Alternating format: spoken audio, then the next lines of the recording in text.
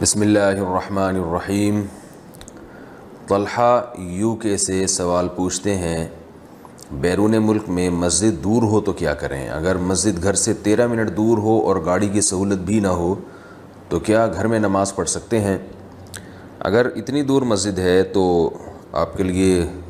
مسجد جانا واجب نہیں ہے، لیکن جائیں گے تو زیادہ ثواب ملے گا۔ رسول اللہ صلی اللہ علیہ وسلم نے ارشاد فرمایا کہ جو قدم مسجد کی طرف اٹھتا ہے ہر قدم پہ ایک گناہ معاف ہوتا ہے اور ایک نیکی لکھی جاتی ہے۔ تو آپ گاڑی میں جائیں، کسی بھی چیز پہ جائیں،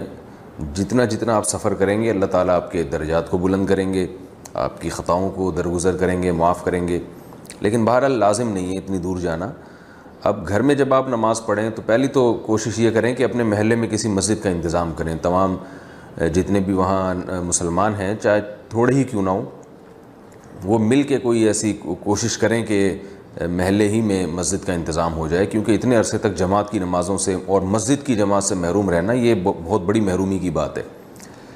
دوسری بات یہ کہ جب تک مسجد میں انتظام نہیں ہوتا تو آپ گھر میں جماعت کا اہتمام کریں، کچھ لوگ جمع ہو جایا کریں ایک ہی گھر میں یا کسی ایک جگہ پہ، وہ بھی ممکن نہیں ہے تو آپ گھر کی جو مستورات ہیں یا گھر میں بچے ہیں ان کو لے کے جماعت کرا لیا کریں۔ بالکل ہی جماعت فرض نماز میں جماعت چھوڑ دینا یہ ٹھیک عمل نہیں ہے۔ ہمیں حدیث میں آتا ہے کہ رسول اللہ صلی اللہ علیہ وسلم کی جب مسجد کی جماعت نکل جاتی تھی تو آپ گھر میں آ کے جماعت کروایا کرتے تھے۔ دوسرا سوال ہے محراب میں نماز کا حکم۔ وجاہت اللہ صاحب لکی مروت سے پوچھتے ہیں، محراب مسجد میں شمار ہوتا ہے یا نہیں؟ اگر امام محراب میں کھڑا ہو تو کیا مقتدیوں کی نماز ہو جائے گی یا نہیں؟ یہ ایک ایسے ہی کسی نے شوشہ چھوڑ دیا کہ محراب مسجد میں داخل نہیں ہوتا۔ میں تو جہاں بھی تحقیق کی ہے تو جو مسجد کی انتظامیہ ہے وہ کوئی الگ سے نیت نہیں کرتے، جب بھی مسجد کی تعمیر ہوتی ہے تو اس میں یہی ہوتا ہے کہ محراب بھی مسجد ہی میں شامل ہوتا ہے۔ تو اس لیے اگر کسی نے مسجد بنائی اور پہلے سب نے مل کے یہ نیت کی کہ یہ والا ایریا مسجد سے باہر ہوگا تو پھر تو ایسی کنڈیشن میں تو محراب مسجد میں داخل نہیں ہوگا، لیکن اگر ایسی کسی نے نیت نہیں کی ہے تو محراب بھی مسجد ہی میں داخل ہے۔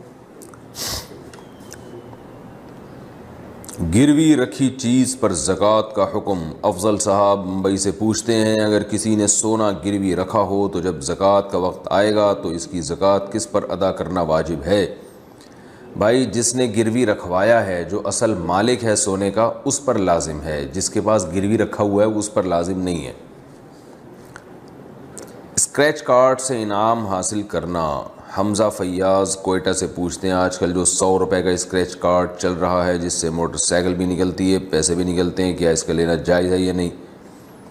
بھائی اگر یہ صرف کارڈ ہی ہے، اصول یہ ہے کہ صرف کارڈ ہی 100 روپے کا مل رہا ہے اور یہ ظاہر ہے کارڈ کی بذات خود تو کوئی ویلیو نہیں ہے، استعمال کی چیز نہیں ہے، تو پھر تو یہ جوا ہے، آپ 100 روپے داؤ پہ لگا رہے ہیں کہ بائک نکل آئی تو ٹھیک ہے، نہیں تو 100 روپے ڈوب گئے۔ اور اگر یہ کوئی اور جیسے بعض ایزی لوڈ والا کارڈ ہے اسکریچ کارڈ، اس میں 100 روپے کا بیلنس تو آپ کو مل رہا ہے لیکن کبھی کبھی بائک بھی نکل آتی ہے، تو یہ پھر ایک کمپنی کی طرف سے انعام ہوگا کہ جو آپ نے پیسے 100 روپے لگائے ہیں اس کا عوض تو آپ کو بہرحال مل ہی رہا ہے، اور پھر کمپنی کبھی کبھار انعام بھی دے دیتی ہے تو انعام کمپنی کی طرف سے پھر غریبی ہوگا۔ تو ایسے ہی اصول یاد رکھیں، کوئی بھی چیز آپ خریدتے ہیں اور اس میں سے ٹوکن نکل آتا ہے جس میں انعام ہوتا ہے،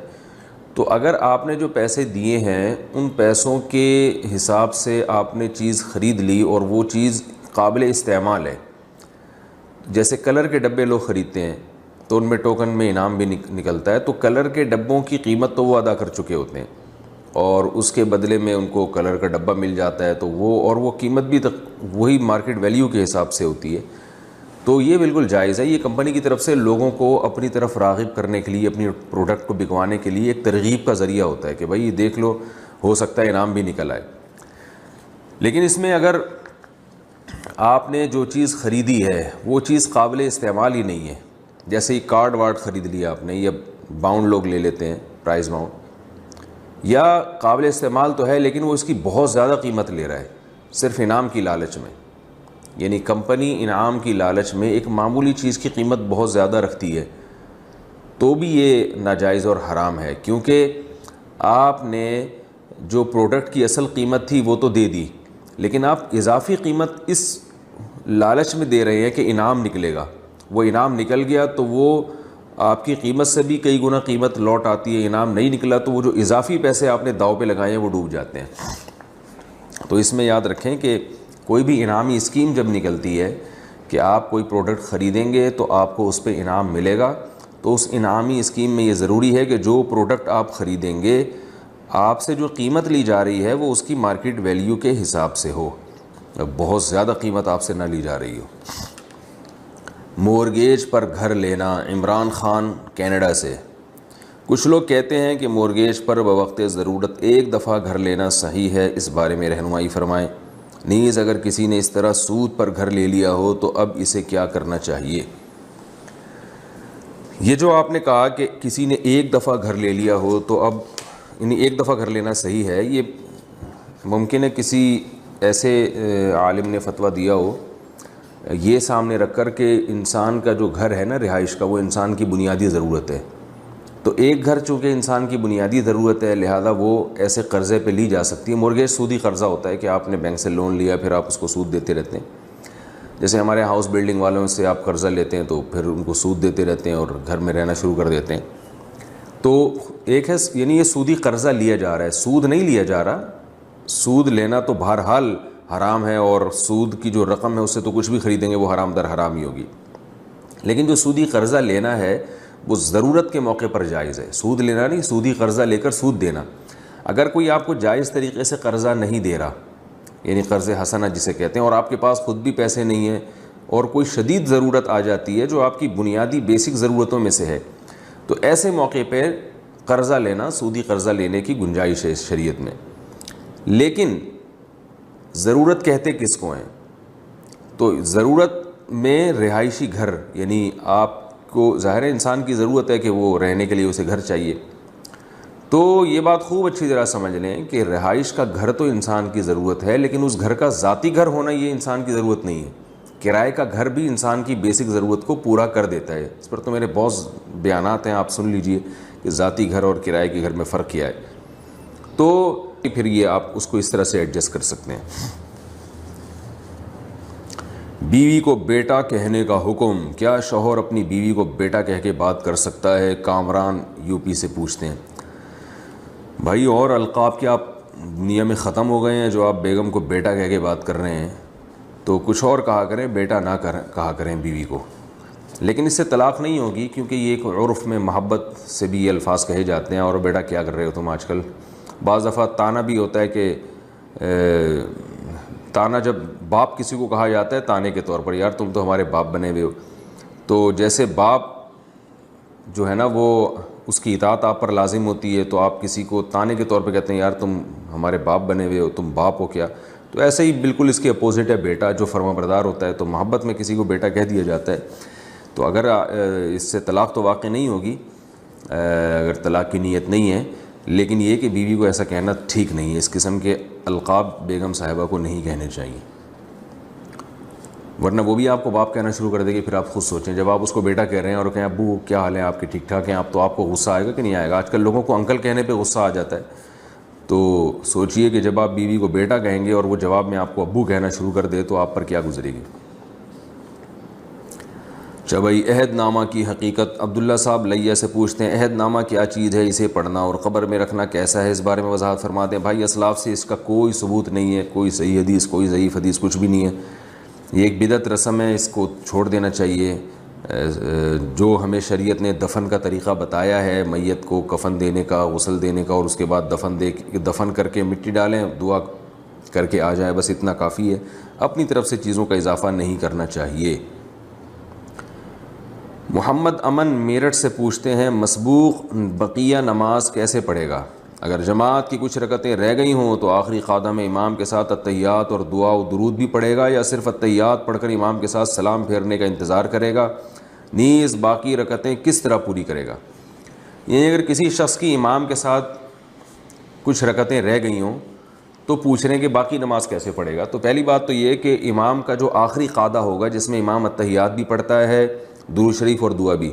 تو جس کی رکعتیں نکل گئی ہوں وہ التحیات پڑھ کے خاموش ہو جائے، آگے درود شریف اور دعا نہ پڑھے۔ پھر امام صاحب جب سلام پھیریں تو جب دوسرا سلام پھیرنے لگیں تو یہ اللہ اکبر کہہ کے کھڑا ہو جائے، اس کے بعد یہ ثنا پڑھے، پھر اعوذ باللہ من الشیطان الرجیم پڑھے، پھر بسم اللہ الرحمن الرحیم پڑھے، پھر سورہ فاتحہ پڑھے، پھر سورت ملائے۔ پھر اگر یہ رکعت تھی 4 رکعتوں والی نماز، اور یہ نماز جو امام کے ساتھ اس نے پڑھی ہے 4 رکعتوں والی نماز ہے، اور اس کی 1 رکعت رہ گئی ہے، تو یہ سمپل رکوع کرے گا، رکوع کے بعد قومہ میں جائے گا، پھر 2 سجدے کرے گا اور اتحیات پڑھے گا، اتحیات کے بعد درود شریف دعا پڑھ کے دونوں طرف سلام پھیر لے گا اور نماز ختم ہو گئی اس کی۔ یعنی 1 رکعت اگر رہ گئی ہو کسی کی، چاہے یہ 4 رکعت والی نماز ہو، 3 والی نماز ہو، 2 رکعت والی نماز ہو، 1 رکعت اگر کسی کی رہ گئی ہو تو یہ کرنا پڑے گا۔ 2 رکعت اگر رہ گئی ہیں اور نماز ہے 4 رکعتوں والی، تو بھی سمپل، جب امام سلام پھیرے گا یہ کھڑا ہو کے ثنا پڑھے گا، اعوذ باللہ بسم اللہ کر کے سورہ فاتحہ، سورہ فاتحہ کے بعد سورت ملائی، پھر رکوع سجدہ کرنے کے بعد دوبارہ کھڑا ہو جائے سیدھا، پھر سورہ فاتحہ پڑھے، بسم اللہ الرحمن الرحیم پڑھے، پھر سورہ فاتحہ پڑھے، پھر بسم اللہ پڑھ کے سورت ملائے، پھر رکوع کرے اور آخر میں اتحیات درود شریف دعا پڑھ کے سلام پھیر لے۔ یہ اس کی حالت بتا رہا ہوں جو 2 رکعتیں رہ گئی ہوں کسی کی۔ اور اگر کسی کی 3 رکعتیں رہ گئی ہوں تو پھر یہاں تھوڑا سا ٹیکنیکل، عام لوگوں کو پتہ نہیں ہے تو اس میں تھوڑا سا لوگ الجھ جاتے ہیں، اس کو خوب اچھی طرح سمجھیں کہ اگر کسی کی امام کے پیچھے 3 رکعتیں رہ گئی ہوں تو یاد رکھیں امام نے یا تو 3 فرض پڑھے ہوں گے یا 4 فرض۔ ظاہر ہے فجر کی نماز میں تو 3 رکعتیں نہیں رہ سکتی نا، تو مغرب کی نماز میں رہ سکتی ہیں، یا یہ جو ہے ظہر، عصر اور عشاء کی نماز میں۔ تو مغرب کی نماز میں اگر 3 رکعتیں رہ گئی ہیں تو بھی بہت آسان ہے، آپ نے کیا کرنا ہے، امام نے جب سلام پھیرا آپ کھڑے ہو گئے، وہی ثنا پڑھی، سورہ فاتحہ وغیرہ اعوذ باللہ بسم اللہ پڑھ کے، اور سمپل اسی طریقے سے 3 رکعتیں ادا کرنی ہیں جیسے آپ امام کے پیچھے اگر نہ ہوتے تو جیسے ادا کرتے، کیونکہ آپ کو امام کے پیچھے 3 رکعتیں ہی نہیں ملی ہیں، آپ آخری قعدہ میں شریک ہوئے امام کے ساتھ۔ لیکن 4 رکعتوں والی نماز اگر موجود ہے، یعنی 4 رکعتوں والی نماز میں آپ کی 3 رکعتیں نکل گئی ہیں تو خوب اچھی طرح سمجھیں، یعنی آپ امام کے ساتھ صرف آخری رکعت میں شریک ہوئے، تو اب آپ نے یہ کرنا ہے کہ امام نے جیسے ہی سلام پھیرا آپ کھڑے ہو گئے، آپ نے ثنا پڑھی، اعوذ باللہ بسم اللہ پڑھ کے سورہ فاتحہ پڑھی، سورہ فاتحہ کے بعد سورت ملائی، پھر رکوع کیا، پھر قومہ کیا، پھر 2 سجدے کیے۔ اب 2 سجدوں کے بعد آپ کو اختیار ہے، چاہے تو اتحیات میں بیٹھ جائیں اور چاہے تو سیدھا کھڑے ہو جائیں، اتحیات چھوڑ دیں۔ اگر آپ اتحیات میں بیٹھ گئے تو پھر آپ اتحیات پڑھیں، اتحیات پڑھ کے پھر کھڑے ہو جائیں، پھر کھڑے ہونے کے بعد سورہ فاتحہ پڑھیں اور ساتھ میں سورت بھی ملائیں، کیونکہ یہ آپ کی دوسری رکعت ہے اور دوسری رکعت میں سورت بھی ملانی پڑتی ہے۔ سورت ملائیں، رکوع سجدہ کریں، رکوع سجدے کے بعد پھر دوبارہ کھڑے ہو جائیں، کیونکہ قعدہ آپ پہلے ہی سے کر چکے ہیں، تو اب آپ دوبارہ کھڑے ہو جائیں، دوبارہ یہ آپ کی آخری رکعت ہے، یعنی تیسری رکعت ہے یہ آپ کی، جو کہ آخری ہے۔ تیسری اس لیے کہ چوتھی رکعت تو آپ امام کے ساتھ پڑھ چکے ہیں، تو یہ آپ کی تیسری رکعت ہے، تو اس تیسری رکعت میں وہی کرنا ہے جو تیسری رکعت میں، فرض نماز کی تیسری رکعت میں کیا جاتا ہے، کہ بسم اللہ پڑھ کے فاتحہ پڑھیں اور سورت ملائے بغیر رکوع کر لیں، اور پھر رکوع سجدہ کرنے کے بعد سلام پھیر لیں۔ یہ بھی ایک طریقہ ہے۔ دوسرا طریقہ یہ ہے کہ آپ نے 3 رکعتیں آپ کی رہ گئی تھیں امام کے پیچھے 4 رکعت والی نماز میں، تو امام نے جب سلام پھیرا آپ کھڑے ہو جائیں، کھڑے ہو کے سورہ فاتحہ پڑھیں، اس کے بعد یعنی پہلے ثنا پڑھیں، سورہ فاتحہ پڑھیں، پھر سورت ملائیں، پھر آپ رکوع کریں، پھر سجدہ کریں۔ رکوع سجدہ کرنے کے بعد آپ بیٹھے نہیں بلکہ کھڑے ہو جائیں، یہ طریقہ بھی جائز ہے۔ اور جب آپ کھڑے ہو گئے تو پھر آپ نے پھر سورہ فاتحہ پڑھی، پھر سورت ملائی، اس کے بعد پھر آپ رکوع سجدہ کر کے اب آپ بیٹھنا پڑے گا آپ کو، کیونکہ اس سے پہلے والی رکعت میں آپ نے قعدہ نہیں کیا، تو آپ بیٹھ کے سورہ اتحیات پڑھیں، یعنی اتحیات اتحیات للہ والصلوات والطیبات، یہ مکمل کرنے کے بعد پھر آپ دوبارہ کھڑے ہو جائیں، اور کھڑے ہونے کے بعد آپ نے سورہ فاتحہ پڑھی اور سورت نہیں ملائیں، پھر اس طرح رکوع سجدہ کر کے اپنی نماز کو کمپلیٹ کریں۔ امید ہے سمجھ میں آ گیا ہوگا، نہیں آ گیا ہوگا تو پھر دوبارہ رابطہ کریں انشاءاللہ۔ اچھا بھائی، کیا والد کا حج اولاد کے لیے کافی ہے؟ کلیم اللہ صاحب یو پی سے پوچھتے ہیں، میں حج کرنے کا ارادہ رکھتا ہوں لیکن والد کہتے ہیں کہ ہم حج کر چکے ہیں اس لیے تم پر حج فرض نہیں ہے، جبکہ کاروبار وغیرہ ہم سب کا ہے اور پیسے بھی ہمارے پاس رہتے ہیں، حج فرض نہیں ہوگا۔ اور جب آپ پہ حج فرض ہو جائے تو پھر اس میں والد صاحب کی اجازت ضروری نہیں ہے۔ ہاں اگر جانے میں والد صاحب کو نقصان کا اندیشہ ہو، ان کو خدمت کی ضرورت ہے، بوڑھے ہو گئے ہیں، تو پھر ان کی اجازت ضروری ہے۔ بیرون ملک جمعہ میں شرکت کا مسئلہ، حسان صاحب اٹلی سے پوچھتے ہیں، میں اٹلی میں جاب کرتا ہوں، یہاں جمعے کے دن دوپہر میں کھانے کا 1 گھنٹہ دیا جاتا ہے لیکن مسجد قریب نہیں ہے، گھنٹے میں 1 بس چلتی ہے اور پیدل کا راستہ بھی آدھے پونے گھنٹے سے زیادہ ہے، اسی صورت میں میرے لیے جمعے کا کیا حکم ہوگا؟ اگر کسی دن ظہر نہیں پڑھ پا رہا تو اس دن ظہر پڑھوں گا یا کس طرح ازالہ کیا جائے گا؟ بھائی دیکھیں، جمعے کی نماز تو لازم ہے، آپ کسی بھی طرح سے جمعے میں شرکت کا انتظام کریں۔ جمعے کے دن شہر میں ہوتے ہوئے جمعہ چھوڑ دینا یہ تو بہت سخت گناہ ہے۔ تو اگر یہاں آپ لوگوں کے لیے پہنچنا ناممکن ہے تو آپ جتنے لوگ آپ کے اڑوس پڑوس میں ہیں ان سب کو کہہ کر جمعے کی نماز کا وہیں پر انتظام کر لیں آپ، کیونکہ یہاں آپ بتا رہے ہیں کہ بہت دور ہے اور کنوینس کا بھی مسئلہ ہے کہ جانے کے لیے کوئی صرف ایک ہی بس ہے اور پیدل کا بھی رستہ آدھے پونے گھنٹے سے زیادہ کا ہے، تو یقیناً حرج ہے۔ تو اس حرج کا یہ حل نہیں ہے کہ آپ جمعہ ہی چھوڑنا شروع کر دیں، بلکہ اس حرج کی تلافی اس طرح سے یہ ہو سکتی ہے کہ آپ تمام حضرات جو بھی وہاں، ظاہر ہے آپ اکیلے تو نہیں ہوں گے، آپ لوگ مل کے وہاں پر وہیں پر کہیں قریب میں یا تو مسجد بنائیں، سب سے بہتر تو یہ ہے کہ مسجد بھی نہیں بنا سکتے تو کہیں بھی کسی بھی جگہ میں اس 1 گھنٹے کے دوران جو آپ لوگ کو دیا جاتا ہے اس میں آپ جمعے کی نماز پڑھیں، کوئی بھی صاحب خطبہ پڑھ لیں اور 2 رکعت پڑھ لیں، اس طرح سے جمعہ ادا ہو جائے گا۔ خطبہ دیکھ کے بھی پڑھا جا سکتا ہے، جو بھی جمعے کے خطبے مل رہے ہیں نیٹ پہ بھی مل جائیں گے آپ کو، انٹرنیٹ پہ، اس کا پرنٹ آؤٹ نکال لیں، بھائی کسی ساتھی کے ذمہ لگائیں، آپ یہ پہلے اذان دیں، اس کے بعد پھر دوسری اذان دیں، پھر اس کے بعد یہ خطبہ پڑھیں اور 2 رکعتیں پڑھیں اور سلام پھر لیں، جمعے کی نماز ادا ہو جائے گی۔ اس طرح سے جمعہ چھوڑتے رہنا یہ درست نہیں ہے۔ بطور عمل کیے جانے والے ذکر کا ثواب، زاہد صاحب گجرات سے پوچھ رہے ہیں کہ وہ اذکار جو عمل کے طور پہ کرتے ہیں، یعنی وظیفے کے طور پہ کرتے ہیں، ان کا مقصد یہ ہے، جیسے سورہ فلق، سورہ ناس، کیا اس کا ثواب ملتا ہے؟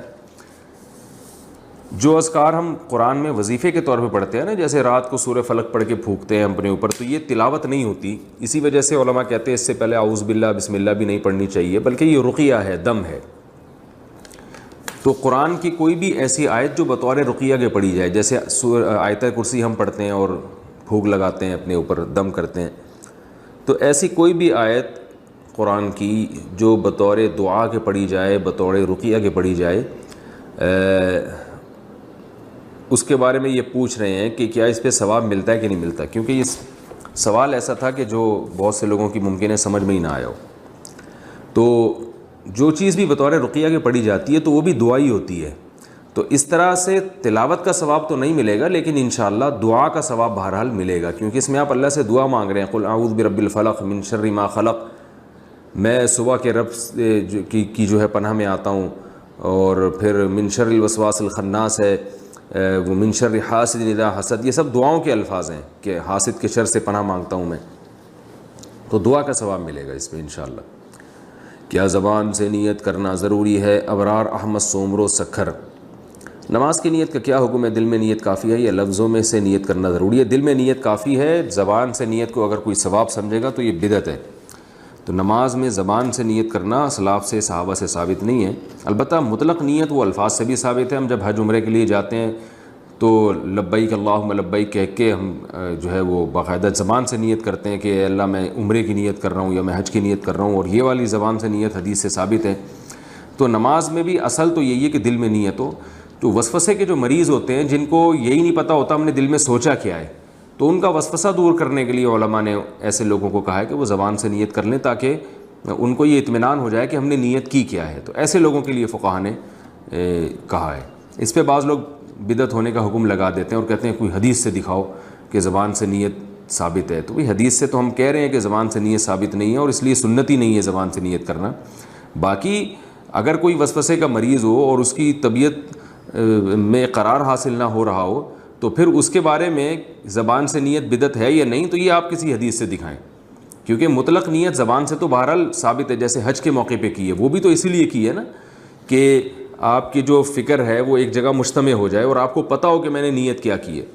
تو نماز بھی بار بار آتی ہے، بعض لوگ وہمی ہوتے ہیں، وہم کے مریض ہوتے ہیں، وہ اگر زبان سے نیت نہیں کرتے، ساری نماز میں وہ یہی سوچتے رہتے ہیں میں نے کیا نیت کی ہے. تو ایسے وہمیوں کو اصل تو حل یہ ہے کہ وہ ڈاکٹر کو دکھائیں. تو جب تک ڈاکٹر علاج کرے گا اس وقت تک تو کئی نمازیں پڑھ چکے ہوں گے نا، تو ڈاکٹر جب تک علاج کرتا نہیں ہے ان کا، یا علاج ان کا کامیاب نہیں ہوتا، اس سے پہلے ہم ان کو وسوسہ دور کرنے کے لیے فقہا کہہ دیتے ہیں کہ زبان سے نیت کر لیں، تاکہ آپ کو یہ اطمینان ہو جائے کہ میں نے نیت کیا کی ہے. لیکن بہرحال اصل حکم یہی ہے کہ صرف دل سے نیت کرنی چاہیے، زبان سے نہیں کرنی چاہیے. اپنے آپ کو وہم کا مریض نہیں بنانا چاہیے. جتنا اسلاف سے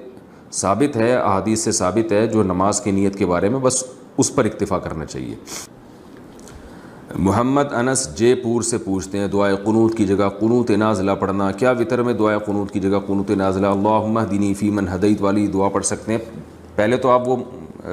معروف دعا پڑھیں اللہم انا نستعینک ونستغفرک ونؤمن بک ونتوکل علیک، وہ دعا پڑھیں. اس کے بعد یہ والی بھی پڑھ لیں اللہم اہدنا فیمن ہدیت وعافنا فیمن عافیت، تاکہ دونوں دعائیں جمع ہو جائیں تو یہ بہت اچھا ہو جائے گا. اور اگر صرف وہ دعا، اس دعا پر اکتفا کریں تو احناف کے ہاں وہ والی دعا زیادہ بہتر ہے. لیکن اگر یہ دعا بھی پڑھ لیں گے تو واجب ادا ہو جائے گا. تجارت میں بلکہ کوئی بھی دعا آپ پڑھ لیں، قنوت یعنی وطر کی جو آخری رکعت میں دعائے قنوت پڑھی جاتی ہے، اس میں کوئی بھی دعا آپ پڑھ لیں گے تو جو دعا کا وجوب ہے وہ ادا ہو جائے گا. سنت موقدہ یہی ہے کہ مشہور دعا پڑھی جائے. تجارت میں منافع لینے کی حد. زکریہ احمد سلہٹ بنگلہ دیش. ہمارا پرنٹنگ کا کاروبار ہے، اس میں پر اسکوائر فٹ ہمارا خرچ 10 روپے آتا ہے اور ہم لوگوں کو 14 روپے میں بیچتے ہیں، اس میں کوئی حرج تو نہیں ہے؟ زکریہ صاحب دیکھ لیں، آپ کا راز فاش ہو گیا، پبلک کو پتہ چل گیا اچھا بھائی 10 روپے کا خرچہ آ رہا ہے، 14 روپے میں بیچ رہے ہیں. تو جائز ہے، آپ کوئی دھوکہ ووکہ نہ دیں، لوگوں کو بتائیں بھائی یہ 14 روپے کا ہے، آپ نے لینا لو، نہیں تو پتلی گلی سے نکلو. آپ تو کوئی دھوکہ نہیں دیں گے تو پھر جتنا بھی چاہے پروفٹ لیں وہ آپ کے لیے جائز ہے. اگر کسی کو لگ رہا ہے کہ زیادہ پروفٹ لے رہا ہے تو بھائی وہ دوسرے سے وہ خرید لے جا کے وہ چیز، یا اس سے پرنٹ کروا لے. ادھار تجارت پر زیادہ منافع لینے کا حکم. محمد جنید حافظ آباد سے پوچھتے ہیں میں ایک دکاندار ہوں، ایک بوری میں 2000 میں فروخت کرتا ہوں. لوگ مجھے کہتے ہیں کہ آپ ہمیں زیادہ پیسوں میں دے دیں لیکن ادھار دے دیں، مثلاً 2000 کے بجائے آپ 2500 میں یہ چیز ہمیں دیں، لیکن ہم پیسے 2 یا 3 ماہ کے بعد دیں گے. کیا اس طرح ادھار پر زیادہ پیسے لینا جائز ہے؟ جائز ہے، اس شرط کے ساتھ کہ اسی مجلس میں قیمت جو طے ہو گئی پھر اس میں کمی بیشی نہیں ہو سکتی. آپ اپنی ایک پروڈکٹ بیچ سکتے ہیں کہ بھئی یہ چیز جو ہے یہ 50 روپے کی ہے کیش پہ، اور ادھار پہ ہے یا قسطوں پہ ہے یہ 100 روپے کی. تو اب کسٹمر چلا گیا اور کہنے لگا ٹھیک ہے میں یہ چیز لے کے جا رہا ہوں، اگر میں ابھی پیسے لے آیا تو 50 روپے لے آؤں گا، اور اگر ابھی نہیں لے کر آیا، میں بعد میں آیا تو پھر میں 100 روپے لے کر آؤں گا. یہ حرام ہے، ناجائز ہے. اسی وقت کسٹمر طے کرے گا اسی مجلس میں کہ میں 50 والی قیمت پہ لے رہا ہوں یا 100 والی قیمت پہ. 50 والی قیمت پر لے لیا تو اسی وقت اس کو پیسے ادا اس کے ذمہ لازم ہو گئے. بے شک وہ ادا نہ کرے، دے بعد میں، وہ گنہگار ہوگا اس تاخیر کی وجہ سے، لیکن اب اس 50 میں اضافہ یا کمی نہیں ہو سکتی. اور اگر اس نے یہ طے کر لیا کہ میں یہ قسط والی قیمت پہ لے رہا ہوں، ادھار پہ لے رہا ہوں، یعنی 50 کی چیز میں 100 پہ لے رہا ہوں، 2000 کی چیز میں 2500 پہ لے رہا ہوں، اور وہ چلا گیا گھر، اگلے دن آ کے کہتا ہے کہ ایسا کریں آپ یہ کیش لے لیں اور 2000 ابھی لے لیں، 500 چھوڑ دیں، یہ جائز نہیں ہے. کیونکہ اب جب 2500 روپے قیمت طے ہو گئی تو اب اگر وہ ایڈوانس میں پیمنٹ کر دے گا تو بھی وہ 2500 ہی کرنے پڑیں گے. اور اگر مزید لیٹ ہو گیا، اس نے کہا تھا میں 2 مہینے میں پیمنٹ دوں گا لیکن 2 مہینے گزر گئے، 2.5 مہینے ہو گئے، 3 مہینے ہو گئے، تو بھی مالک جو ہے اس سے 2500 جو قیمت تھی اس میں اضافہ نہیں کر سکتا. تو وہ قیمت اب 2500 ہی ہو گئی ہے. اس میں جلدی پیمنٹ کی باعث، جلدی پیمنٹ کی وجہ سے اس میں کمی کرنا یا مزید لیٹ ہونے کی وجہ سے اس میں اضافہ کرنا، یہ دونوں چیزیں ناجائز اور حرام ہیں اور یہ دونوں سود کہلائیں گی. تو جو قیمت طے ہو گئی بس اس پر اب دینا پڑے گا. تو اس طرح سے ادھار پر آپ کسی سے اضافی نفع لے سکتے ہیں. حافظ حنزلہ فاضل راول پنڈی سے کہتے ہیں نامحرم ٹیچر سے پڑھنا. میں ACCA کا طالب علم ہوں، کیا نامحرم ٹیچر سے پڑھنا جائز ہے؟ اگر آپ کے پاس میل اور فیمیل دونوں ٹیچر کا آپشن ہو لیکن زیادہ اچھے پڑھانے والی فیمیل ٹیچر ہوں اور ان کا رزلٹ اچھا آتا ہو تو کیا حکم ہوگا؟ نیز کیا خواتین کے لیے میڈیکل کالجز میں میل ٹیچر سے پڑھنا جائز ہوگا یا نہیں؟ اصولی بات یہ ہے کہ جوان عورت کے لیے میل ٹیچر سے پڑھنا حرام ہے، ناجائز ہے، اور میل یعنی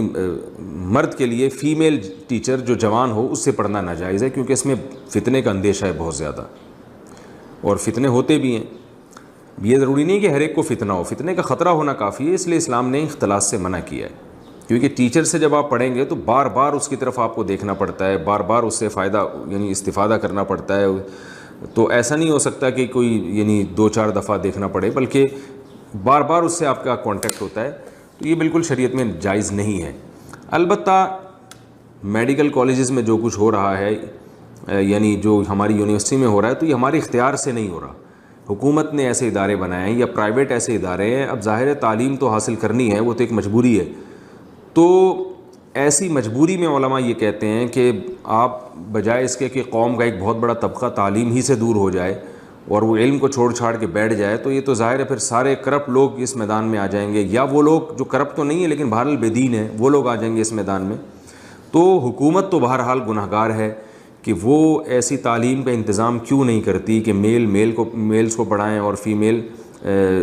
ٹیچر فیمیلز کو پڑھائیں۔ حکومت پر لازم ہے یہ، لیکن جب تک گورنمنٹ ایسا انتظام نہیں کرتی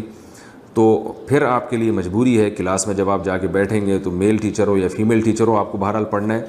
تو ایسی مجبوری میں آپ کے لیے جائز ہے، جب تک مجبوری نہ ہو شدید آپ کے لیے یہ عمل جائز نہیں ہے۔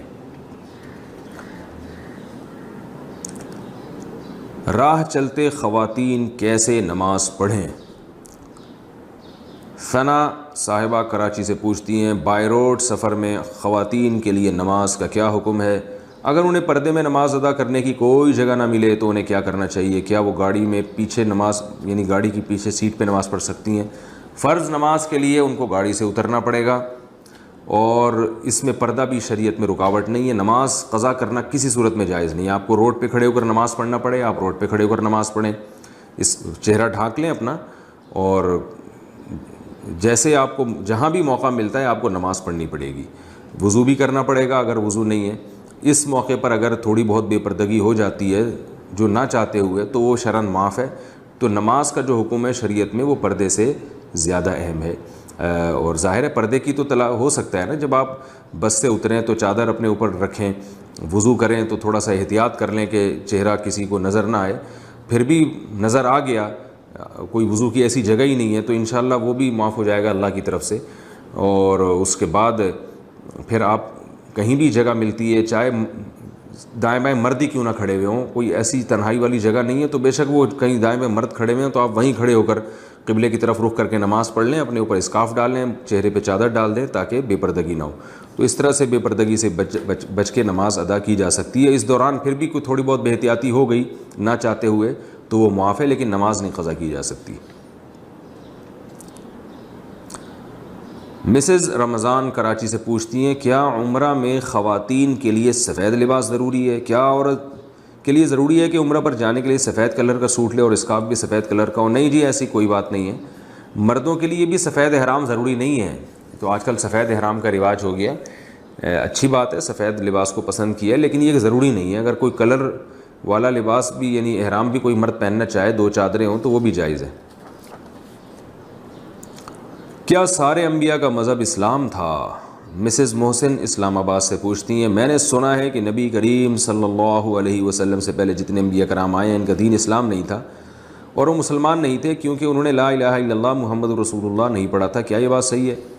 دیکھیے، اسلام کا ایک اصطلاحی معنی ہے اور ایک لغوی معنی۔ لغت میں اسلام کہتے ہیں اپنے آپ کو مکمل کسی کے سپرد کر دینا، تو اس حوالے سے تمام پیغمبروں کا مذہب اسلام تھا، یعنی انہوں نے اپنے آپ کو مکمل اللہ کے سپرد کر دیا تھا، اس لیے ان کو مسلم کہا جاتا ہے، اور ان کے جو فالوورز تھے ان پیغمبروں کے وہ بھی مسلمان تھے، یعنی مسلم تھے،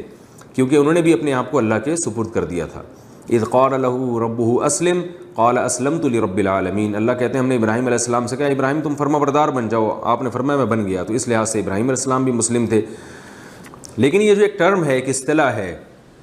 کہ ہمارے دین میں جو ہمیں مخصوص قسم کی تعلیمات دی گئی ہیں، 5 نمازیں فرض ہیں، رمضان کے روزے فرض ہیں، زکوٰۃ کا ایک مخصوص طریقہ ہے، نکاح طلاق کے ایک مخصوص احکام ہیں، وراثت ایک مخصوص حکم ہے،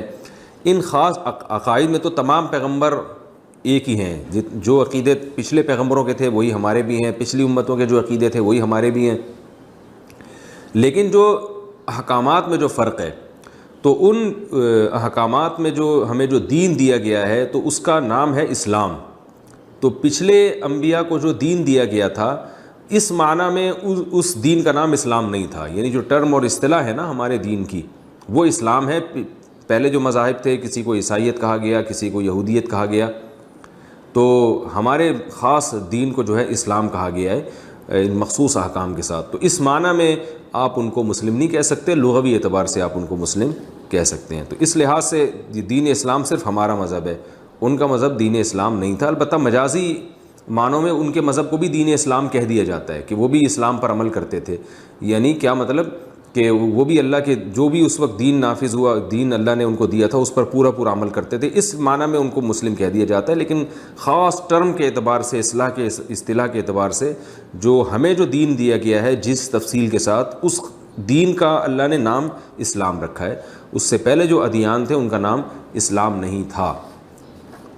اگرچہ وہ برحق مذہب